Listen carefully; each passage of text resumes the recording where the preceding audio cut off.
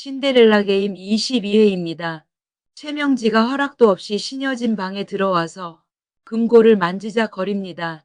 분명히 이 안에 서류가 들어있을 거란 말이지? 이것저것 비번을 입력해보지만 어림도 없네요. 어휴, 왜 안 열려? 그럼 그렇지 쉬운 번호로 정했을 리가 없잖아. 최명지는 청부업자를 만나서 신여진 방이 금고를 열 수 있는 기술자 좀 구해달라고 합니다. 최명지는 집에 아무도 없을 때 금고털이범을 불러들이려고 계획합니다. 드디어 다음 날 신여진이 출근을 합니다. 이제 신방울만 내보내면 되는 거죠. 그런데 이게 웬 떡 신방울이 저녁 창거리를 사러 마트에 다녀온다고 하네요. 아, 네네 사돈 어여 다녀오세요. 천천히 다녀오세요. 그런데 사실 이 모든 게 신방울의 계략이었어요. 그 전날 최명지가 회장님 방문에 귀를 바짝 갖다 대고 무슨 소리가 나는지 엿들으려고 하는 걸 신방울이 보았잖아요. 그런데 오늘은 또 회장님 방에서 나오다가 신방울에게 딱 걸렸잖아요. 사실 최명지가 회장님 방에 들어갈 때부터 신방울은 지켜보고 있었어요. 감히 허락도 없이 남의 방을 왜 들어가? 신방울은 분명 최명지가 뭔가를 꾸미고 있다고 판단을 합니다. 그래서 방울은 신여진 방에 청소를 하러 들어가서 녹화캠을 하나 놓아두고 옵니다. 사실 이것은 아들 황진구가 알려준 것이었어요. 그 전날 방울은 진구에게 진구야 내가 오늘 이상한 장면을 하나 보았단다. 아니 글쎄 최명지가 회장님 방문에 귀를 바짝 대고 뭔가를 엿들으려고 귀를 쓰고 있다가 걸렸지 뭐니? 황진구는 분명히 최명지가 뭔가 음모를 꾸민다고 판단을 했기에 엄마에게 부탁을 하나 합니다.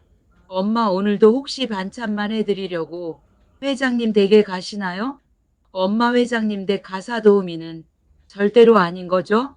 아무튼 엄마 오늘 회장님 출근하시면 이것 좀 회장님 방 가구 위에 올려놓아 주실래요? 이 버튼 보이시죠? 이것 눌러서 놓으시면 됩니다. 그리고 회장님 퇴근 전에 또 이 버튼을 눌러서 그대로 저에게 가져다 주시면 됩니다. 황진구가 내민 것은 평범한 탁상 시계였어요. 하지만 바늘 한가운데는 그냥 보면 모르지만 소형 카메라가 장착된 캠이었던 거죠. 방울은 아들의 부탁대로 신여진이 출근을 하자 시계를 갖다 놓으려고 했는데 또 수상스럽게 신여진 방에서 나오는 최명지를 발견한 거죠. 저 옆편내 분명 뭔가 있어. 방울은 청소하러 들어가서 시계를 가구 높은 곳에 한눈에 방 안의 모습이 다 보이는 곳에 몰래 올려둡니다. 그리고 방울은 최명지에게 덫을 놓기 위해서 일부러 마트에 간다고 거짓말을 합니다. 최명지는 옳다구나 쾌재를 부르며 당장 금꼬털이 업자를 부릅니다. 그러나 방울은 마트에 가지 않고 금꼬털이 범이 집으로 들어가는 걸 밖에서 지켜봅니다. 방울은 시간을 잔뜩 신경을 써서 재고 있어요. 지금쯤이면 금꼬털이 범이 안방에 들어갔겠네? 한참 금고를 열려고 애를 쓰고 있겠네? 금고를 여는데 성공을 해버리면 절대로 안 되니까. 그래 이쯤에 집으로 들어가자. 방울은 냅다 집으로 들어옵니다. 일부러 사돈, 크게 이름을 불러요. 최명지는 허겁지겁 혼비백 산에서 금꼬털이범을 베란다에 숨깁니다. 안방에서 튀어나오는 금꼬털이범과 최명지를 보았지만 방울은 일부러 모른 채 합니다. 방울은 아무것도 모른 척 이미 영상에 다 찍혔으니 여유롭게 탁상시계는 고이 가방에 넣어둡니다. 그리고 신방울은 안방문을 잠가버리고 마트에도 가지 않고 하루 종일 안방문을 노려보며 최명지가 안방문을 열려고 시도하지 못하도록 감시합니다. 베란다의 금고털이범은 몰래 나가는 소리가 들렸지만 방울은 일부러 모른 채 합니다. 이윽고 신여진 회장이 귀가를 했어요. 방울은 급히 귀가를 하면서 아들을 부릅니다.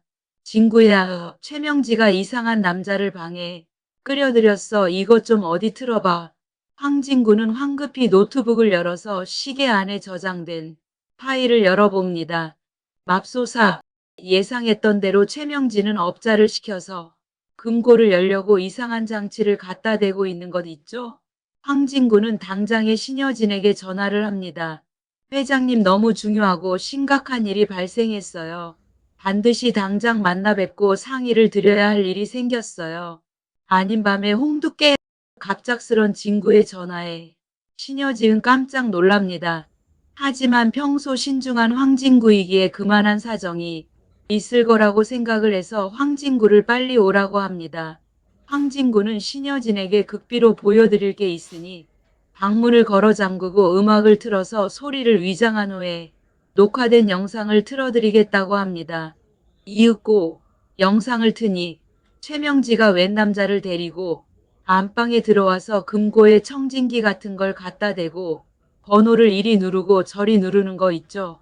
신여진은 악 소리가 절로 나오고 당장 최명지와 세영이를 집에서 소리소리 치며 내쫓아버리고 싶었지만 다 아니라 확실한 증거를 찾기 전까지는 내 옆에 두어야 해.